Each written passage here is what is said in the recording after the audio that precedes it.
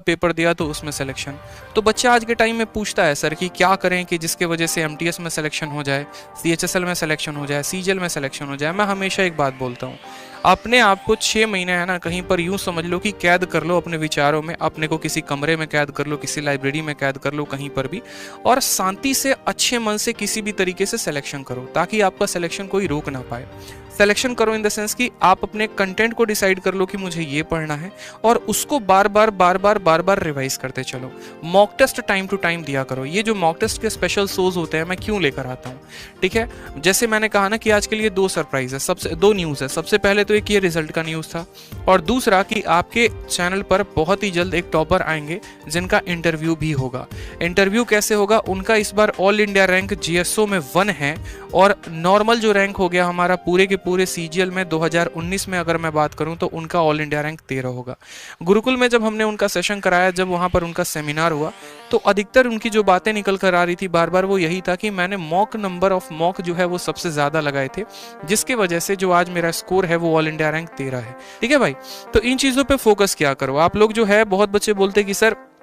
आपकी बातें इसलिए अच्छी लगती है क्योंकि आपने हाल फिलहाल सिलेक्शन भी लिया है, आपको पता भी है तरीका क्या है पेपर को क्रैक करने का, ठीक है। आप समझते भी हैं कि आज के पैटर्न पर कैसे स्कोर किया जाता है। तो इसलिए जितनी भी बातें मैं पढ़ाता हूं आप लोगों को 60 दिन 60 मैराथन में, एक एक वीडियो को तसल्ली से देखा करो।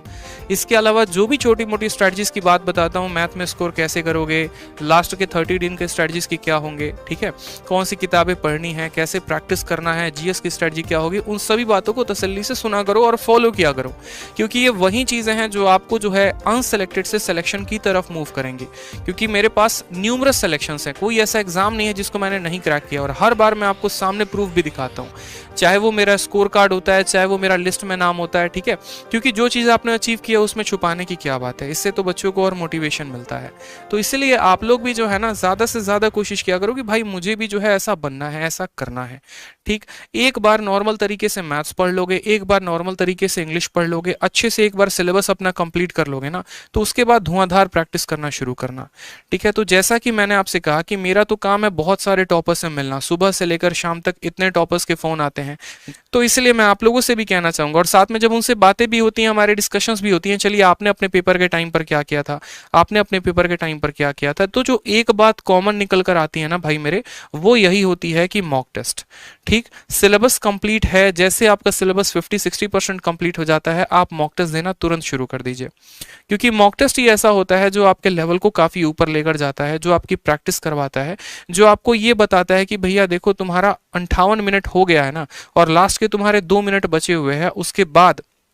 अगर तुमने, ठीक है, ये सोचने की कोशिश की कि तुम सवाल बना लोगे तो तुमसे बनेगा नहीं, क्योंकि उसमें हाथ पैर कांपने शुरू हो जाते हैं। आप 11x4 कभी 44 नहीं करते, 11x4 आपके 42 आते हैं, ठीक है। साथ में आपको मॉक टेस्ट ये बात सिखाता है कि 100 सवालों को 60 मिनट के अंदर कैसे अटेम्प्ट किया जाता है, किन सवालों को छोड़ा जाता है, किन सवालों को अटेम्प्ट किया जाता है, हर एक बात आपके मॉक टेस्ट से पता चलती है। सोचिए कि जब आप परसेंटेज पढ़ रहे हैं तो सिर्फ आप परसेंटेज के क्वेश्चन को रिवाइज करते हैं, लेकिन जब आप मॉक टेस्ट पढ़ते हैं ना तो 60 मिनट में आप एसएससी के पूरे सिलेबस को राउंड अप लगा देते हैं, जिसमें मैथ के भी 25 सवाल कर लेते हैं, इंग्लिश के भी 25 कर लेते हैं, रीजनिंग के भी 25 कर लेते हैं, जीएस के भी 25 कर लेते हैं। तो इस वजह से अपने तैयारी के साथ साथ मॉक टेस्ट जरूर दीजिए,